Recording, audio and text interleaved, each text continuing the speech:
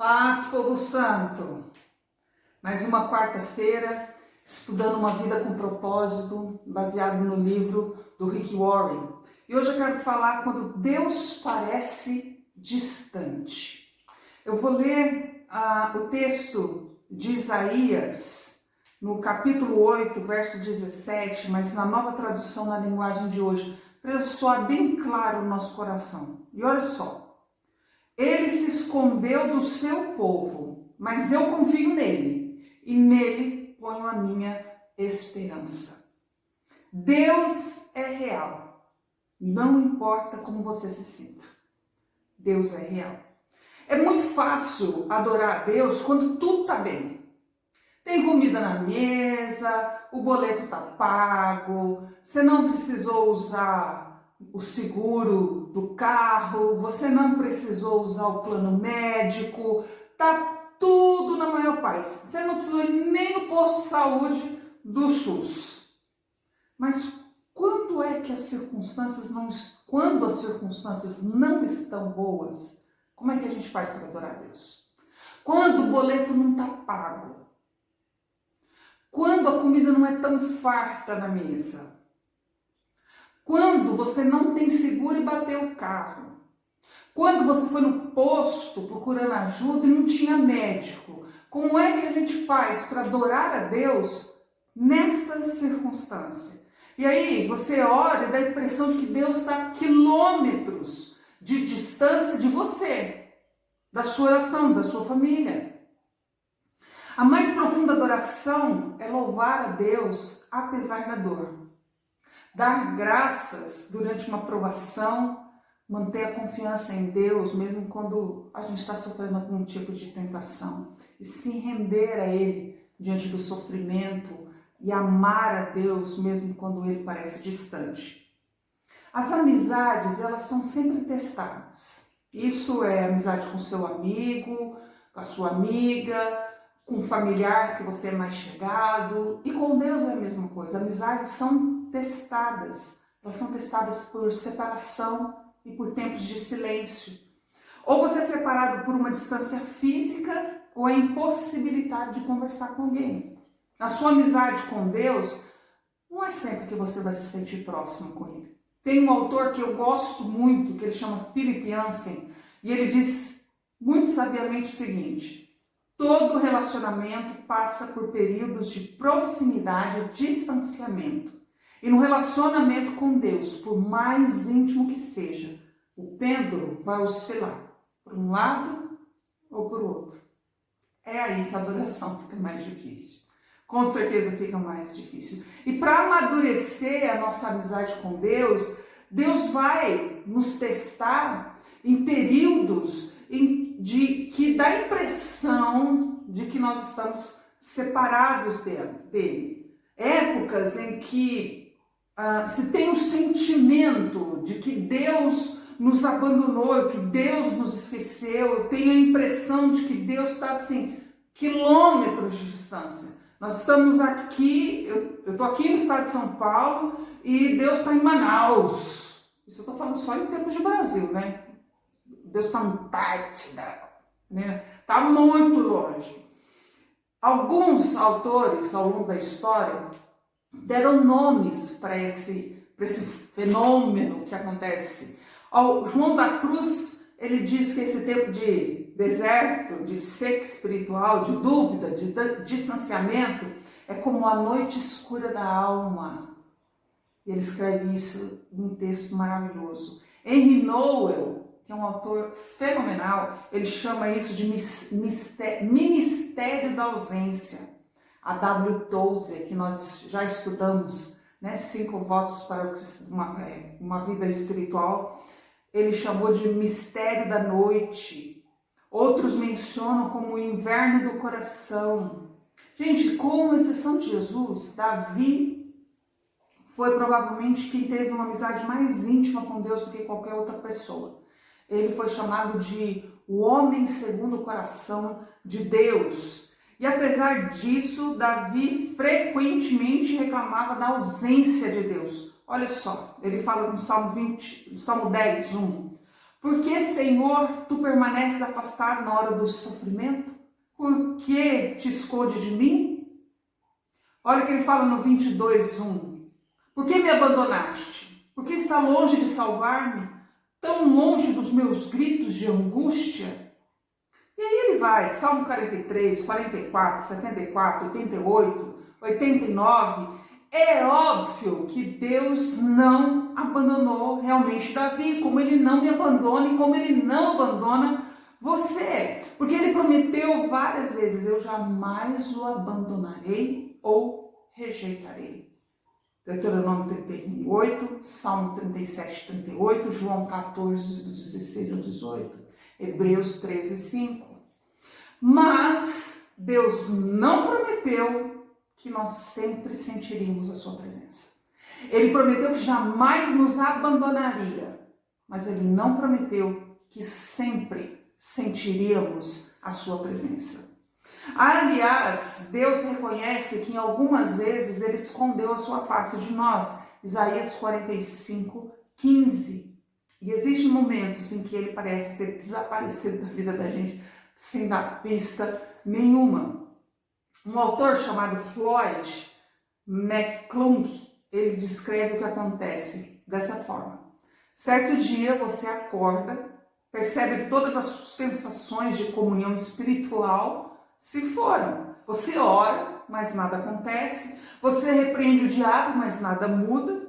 Você faz exercícios espirituais, seus amigos oram por você. Você confessa cada pecado que consegue imaginar. Então sai por aí pedindo perdão para todo mundo que você conhece. Você jejua e nada ainda.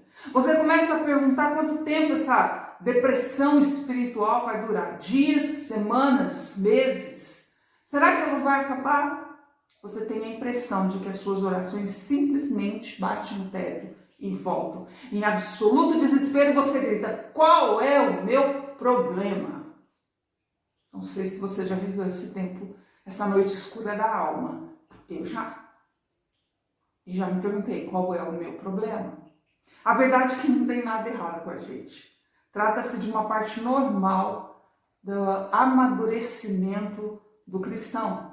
Todo cristão passa por isso, uma vez ou mais vezes na caminhada. É doloroso, é perturbador, mas absolutamente vital, necessário para o nosso desenvolvimento espiritual, para o desenvolvimento da nossa fé. E ter conhecimento disso deu esperança a Jó quando ele não sentia ali a presença de Deus. Ele falou, se vou para o Oriente, lá ele não está. Se vou para o Ocidente, não o encontro.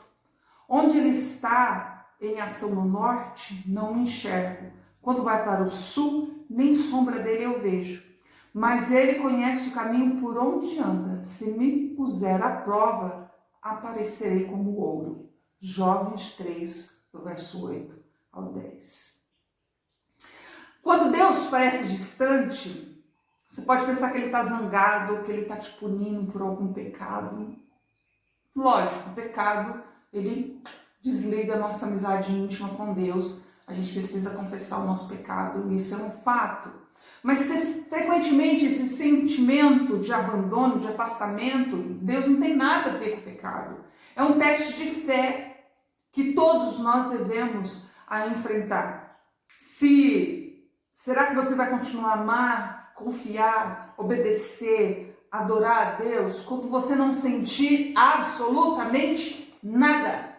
Será que você vai continuar a amar, confiar, obedecer, adorar a Deus quando não tiver nenhuma ação visível de Deus na sua vida?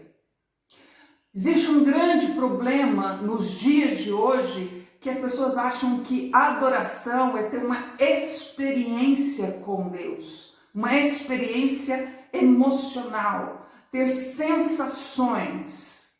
Aí, se as sensações aconteceram, eu adorei a Deus, Deus se fez presente. Errado. Na realidade, Deus em geral, ele vai afastando um pouco das nossas sensações para que a gente não dependa delas, que a gente possa depender de Deus, para a gente saber que Deus existe. Quando a gente é novo na fé, Deus permite que a gente, através de sentimentos, de sensações, a gente sinta a presença dele. Ele responde às orações da gente, que é tudo oração egoísta, sabe, infantil, tudo imaturo. Deus responde, para quê? Para afirmar a nossa fé, para nos dar ânimo na caminhada. Só que a gente tem que crescer, a gente tem que desenvolver, a gente tem que amadurecer. E nesse processo de amadurecimento, algumas coisas precisam ser tiradas. Algumas coisas precisam ser retiradas para que a gente possa realmente vivenciar a presença de Deus, fé em Deus, entrega da nossa vida a Deus, sem sentir, mas pela fé. Hebreus 11, 1. Pela fé. Ele quer que você sinta a presença. Porém, ele quer que a gente sinta a presença dele, mas ele está mais interessado na nossa confiança. Ele está mais interessado na nossa fé. Não é sentimentos que agradam, é fé, é obediência, é entrega que agrada. As situações põem em prova a nossa fé. As situações, elas colocam a gente numa sinuca de bico, como se dizia antigamente, em que a gente fala, ou eu creio em Deus agora, eu não paro de crer. É aí que o negócio pega. Deus parece que desapareceu. Eu estou no meio de uma situação caótica. Eu falo, é crer ou crer. É aí que Deus quer nos levar.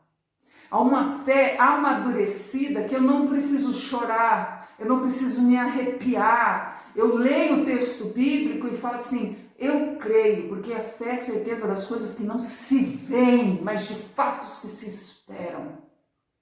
Eu creio. É aí, nesse ponto, que Deus quer nos levar. Como louvar a Deus quando você não compreende o que está acontecendo na sua vida e Deus está em silêncio? Como permanecer em comunhão em meio a uma crise e sem nenhum contato com Deus? Como manter os olhos em Jesus, quando às vezes nossos olhos estão cheios de lágrimas diante do sofrimento? A gente tem que fazer como Jó. Jó prostrou o rosto em terra em adoração e disse, saí nu do ventre da minha mãe e nu partirei. Deus deu, o Senhor o levou. Louvado seja o nome do Senhor. Qual é a nossa atitude quando Deus parece distante?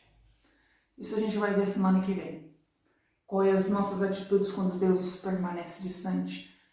Mas já vai trazendo isso para dentro do teu coração.